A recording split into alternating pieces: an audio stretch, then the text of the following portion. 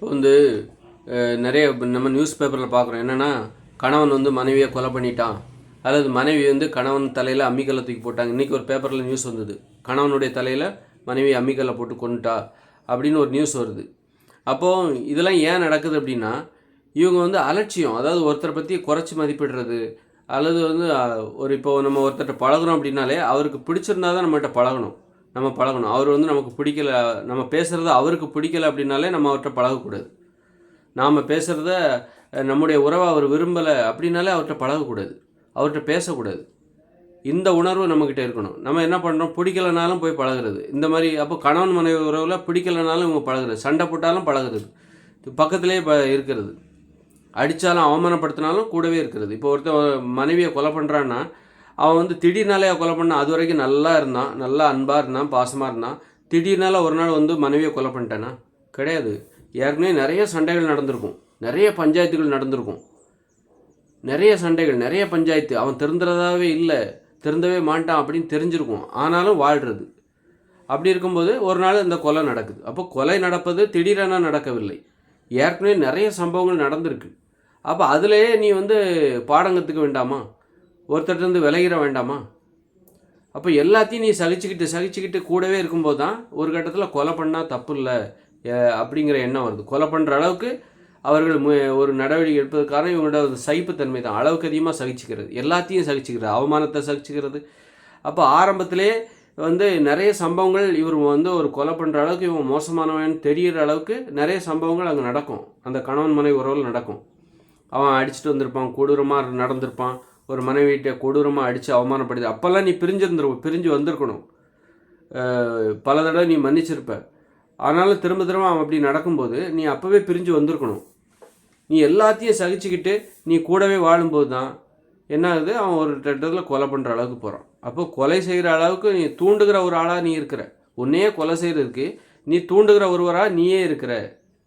நீ ஆரம்பத்திலே அவன் உன்னை அடிக்கிறான் அப்படிங்கும்போது, அவமானப்படுத்துகிறான் அப்படிங்கும்போது, உன் மேலே ஏதாவது தப்பு இருந்தால் திருத்திக்கோ. திருத்தின பிறகும் அவன் உன்னை அடிக்கிறான், அவமானப்படுத்துகிறான் அப்படின்னா நீ அவங்ககிட்ட இருந்து பிரிஞ்சு வந்திருக்கணும்.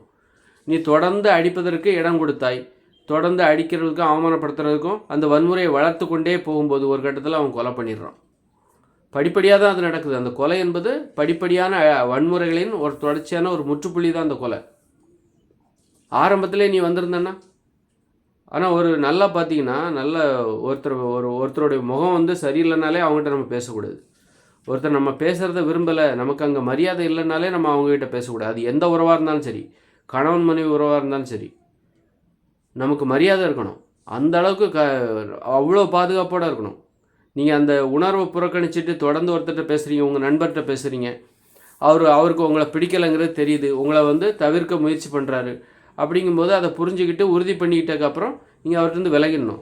தொடர்ந்து அவர் வந்து உங்களை புறக்கணிக்கிறார், திரும்ப அவர்கிட்ட பேசுனீங்கன்னா என்ன ஆகும், அவமானம் தான் ஏற்படும். அப்புறம் அசிங்கப்படுவீங்க. அசிங்கப்பட்டால் அவர் மேலே உங்களுக்கு பழி உணர்ச்சி வரும். அதனால் ஒரு உறவை நம்ம எப்படி அணுகணும், மென்மையாக அணுகணும். மனைவியாக இருந்தால் கூட அவங்க உணர்வறிந்து பழகணும், கணவனாக இருந்தால் கூட அவனுடைய உணர்வறிந்து பழகணும்.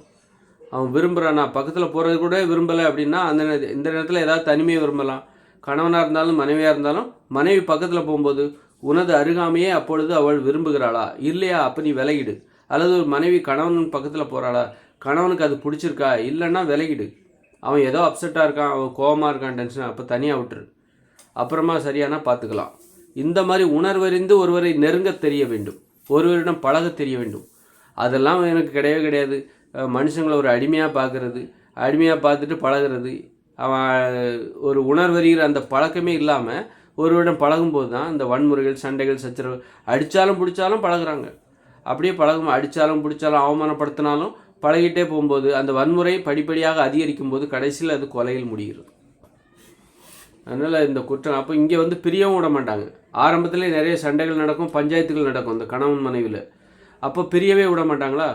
பிரியவே விட மாட்டாங்க. கடைசி வரைக்கும் பிரியவே கூடாது, சேர்ந்து வாழ்கிறது தான் புனிதம்னு சொல்லிட்டு பல அவமானங்களையும் வன்முறைகளையும் கடந்து அவங்கள சேர்த்து வைக்கிற இந்த சமூகம் இருக்குது பாருங்கள். கடைசியில் இந்த சமூகமே அந்த கொலைக்கு காரணமாக இருக்குது. ஒரு நாள் என்ன பண்ணுறான், மனைவியை கணவன் கொலை பண்ணிடுறான், அல்லது கணவன் தலையில் மனைவி அம்மிகளை போட்டு கொண்டுடுறான். அப்போது இதுதான் அந்த சமூகம் செய்து வைக்கிறது. ஏதோ பெரிய நிலைமை தெரிஞ்சு இனிமேல் இவங்க கூட வாழ்கிறதுல பிரச்சனை இல்லை, உனக்கு அவனை பிடிக்கலை அப்படிங்கும்போது பிரித்து விட்டுறணும். அதான் அப்போ தான் இந்த மாதிரி கொலைகள் நடப்பதை நாம் தவிர்க்க முடியும். என்னைக்காவது திரும்பி வராங்களா, அது வரைக்கும் நீங்கள் வெயிட் பண்ணுங்கள், அந்த மாதிரி பார்க்கலாம். அந்த மாதிரி நம்ம சில ஆரம்பத்திலே வன்முறைகளை எப்படி தவிர்ப்பது என்பது தெரியாமல் வன்முறைகளை சகிச்சுக்கிட்டே போகும்போது என்னதான் நடக்கும் பார்த்துக்கலாம், நீ யார் பார்க்கலாம், நீ என்ன பெரியவரா பார்த்துடலாம், நீ என்ன பெரிய பண்ணிடுவியா, இதை பண்ணிடுவியா, இப்படியே சொல்லிக்கிட்டே வாழ்வாங்க. அந்த மாதிரி யாரையும் நம்ம குறைச்சி இட போட்டுற விடாது. ஒரு உணர்ச்சி பெருக்கில் எதாவது கள்ள தூக்கி போட்டுருவாங்க அந்த மாதிரி கொலை. அதனால் தப்புங்கிறது அது கொலை செய்தவர் மீது மட்டுமல்ல, அதை சகித்து கொண்டு அந்த வன்முறைகளை சகித்து கொண்டு கூடவே வாழ்ந்த அந்த சம்பந்தப்பட்ட பலியான அந்த நபரிடமும் இருக்கிறது. அது ஆணாக இருக்கலாம், பெண்ணாக இருக்கலாம்.